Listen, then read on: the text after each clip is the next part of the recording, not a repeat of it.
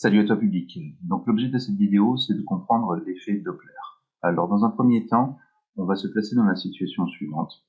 Donc au bord d'une rivière dont le courant est de 1 mètre par seconde, je jette toutes les secondes une feuille morte qui va dériver au fil de l'eau. Je crée ainsi une file de feuilles séparées les unes des autres de 1 mètre. À 100 mètres de là, un observateur immobile verra les feuilles arriver et défiler à raison d'une feuille par seconde. Alors le premier élément qu'il faut bien comprendre lorsque tu veux t'attaquer à l'effet Doppler, c'est déjà la notion de source et de fréquence. Là, la source, c'est moi qui jette des feuilles régulièrement. Cette source, elle va émettre un signal à une certaine fréquence. La fréquence, là en l'occurrence, c'est de 1 Hz. Je jette une feuille toutes les secondes. Ensuite, il va y avoir un observateur. Et cet observateur, il peut être soit immobile, soit en déplacement, comme la source d'ailleurs, qui peut être soit immobile, soit en déplacement. Et cet observateur va observer par définition le phénomène, il va observer les feuilles passées.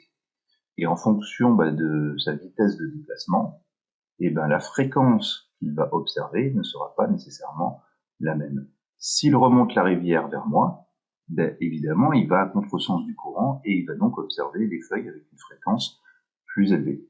S'il fait demi-tour en s'éloignant, alors à la condition qu'il ne s'éloigne pas à une vitesse trop importante, s'il s'éloigne de moi à la vitesse de 0,5 mètres seconde, eh bien évidemment, en avançant dans le même sens que le courant, la fréquence d'observation des feuilles à proximité de lui va évidemment diminuer par rapport à la fréquence de la source qui était de 1 feuille par seconde.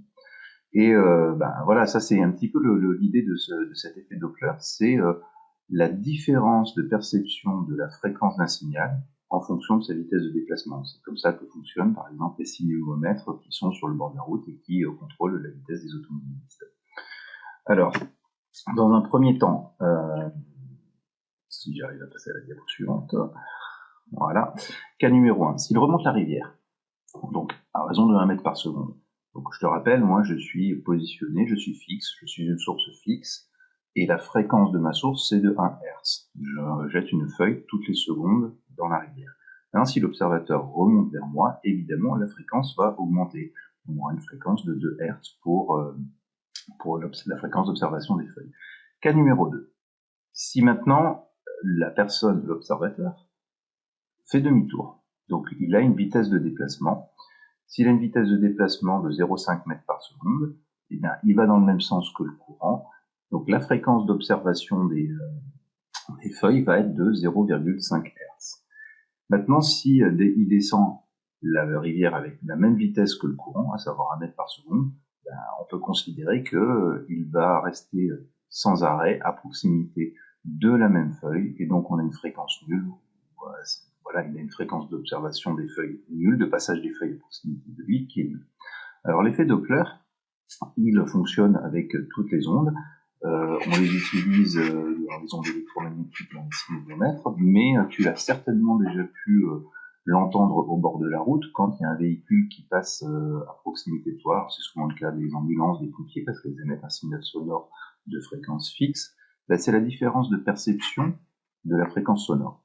Si tu prends les pompiers, la fréquence de la sirène, elle reste fixe. D'accord, l'émetteur qui est embarqué à bord du camion reste fixe.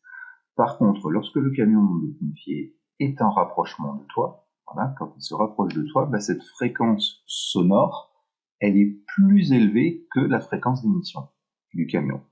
Par contre, quand le camion s'éloigne de toi, cette fréquence-là va être inférieure à la fréquence d'émission. Alors on a aussi entendu, ça tu l'entends quand il y a une moto qui passe à grande vitesse à proximité de toi. Je vais démarrer une petite vidéo, c'est surtout sur le son qu'il faut se concentrer. On va considérer que le régime moteur de la moto est constant, et ce qu'il va falloir essayer de sentir sur cette vidéo-là, c'est la différence de perception de la fréquence de ce moteur entre le moment où la moto est en rapprochement et le moment où la moto est en éloignement. Allez, c'est parti, je démarre la vidéo.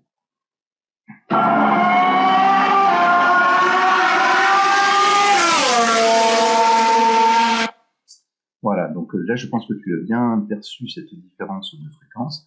Maintenant, dans une seconde vidéo, je vais aborder l'aspect un tout petit peu plus calculatoire de l'effet Doppler. Je te dis à tout à l'heure.